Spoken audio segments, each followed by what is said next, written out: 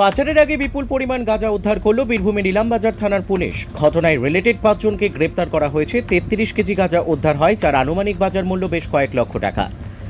কলকাতার number plate লাগানো একটি 4 চাকা গাড়ি করে গাঁজা নিয়ে বর্ধমান পেরিয়ে বীরভূমের দিকে আসছিল 5 জন। গোপন সূত্রে খবর যায় বোলপুরের অতিরিক্ত জেলা পুলিশ সুপারের কাছে। বোলপুরের অতিরিক্ত জেলা পুলিশ সুপার রানা মুখোপাধ্যায় তড়িঘড়ি পুলিশের একটি দল গঠন করে।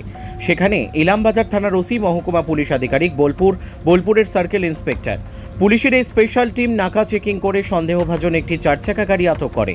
গাড়ির ডিকি খুলতেই বেরিয়ে আসে বিপুল পরিমাণ গাঁজা। বোলপুরের অতিরিক্ত জেলা পুলিশ সুপার রানা মুখোপাধ্যায় জানান, 33 কেজি গাঁজা উদ্ধার হয়েছে, যার আনুমানিক বাজার মূল্য 7 লক্ষ টাকা। ঘটনায় রিলেটেড 5 জনকে গ্রেপ্তার করা হয়েছে। তাদের কাছ থেকে নগদ 1,21,000 টাকা উদ্ধার করা হয়েছে। আটক করা হয়েছে গাঁজা পাচারে ব্যবহৃত 4 চাকা গাড়িটি।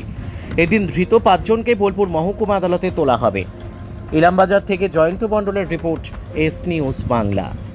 তিনটে বিশেষ কাজে, তার মধ্যে একটা অবশ্যই আমাদের আসন্ন রথের মিটিং আছে আজকে, যারা রথে পার করছেন তাদেরকে নিয়ে। আর একটা আছে, আমরা প্রায় আজকে 30খানা মোবাইল ফোন ফেরত দেবো, যারা হারিয়ে গেছিলো ফোন। আমাদের 30খানা ফোন এখানে রাখা আছে। এবং এছাড়াও বড় একটা ঘটনা কালকে আমরা ইলামবাজার পিএসের মাধ্যমে এখানকার অফিসার এবং ইনচার্জ মিলে করেছে। সেটা হচ্ছে, আমরা কালকে 3:30টার সময় একটা খবর পাই বর্ধমান থেকে যে একটি গাড়িতে করে প্রচুর পরিমাণে গাঁজা আসছে, আমাদের জেলায় ঢুকছে। সেই খবরটা পাওয়ার পরে আমরা আমাদের এসপি স্যারকে জানাই এবং ওনার নির্দেশে আমি, এসডিপিও, সিআই সাহেব এবং ওসি মিলে একটা প্ল্যান করি। নাকা লাগানো হয় বিভিন্ন জায়গায় এবং প্রায় 6টার সময়তে আমরা একটা গাড়ি ধরতে পারি। গাড়ির নাম্বার হচ্ছে WB02AL8643, স্টিল কালারের গাড়ি। এই গাড়িতে 5 জন লোক ছিল।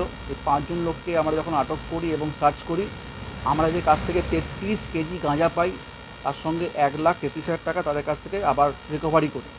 এই গাঁজা এবং টাকাটি কোত্থেকে আসছে না আসছে তারা এখনও অবধি কিছু বলেনি। আমরা গাড়ি সিজ করেছি, গাঁজা এবং টাকা সিজ করেছি। আজকে আমরা তাদেরকে কোর্টে পাঠাবো। এই যে 5 জনকে আমরা ধরেছি, তাদের নামগুলো হচ্ছে লালটু গড়াই, মোহাম্মদ কুরবান, বিকি সিং, শুভম ডলুই এবং শেখ রাব্বান। এর মধ্যে লালটু গড়াই আমাদের পুরনো আসামি। একটি পুরনো গাঁজা কেসে ওকে এবছরই ধরা হয়েছিল। ও মেডিকেল গ্রাউন্ড দেখিয়ে তখন বেল পায়। আমরা ওকে আবার আজকে কোর্টে পাঠাচ্ছি। এবং তার মধ্যে মোহাম্মদ কুরবান, বিকি সিং এবং শুভমের বাড়ি বর্ধমানে। এদেরকে আমরা রিমান্ড নেব 7 দিনের জন্য।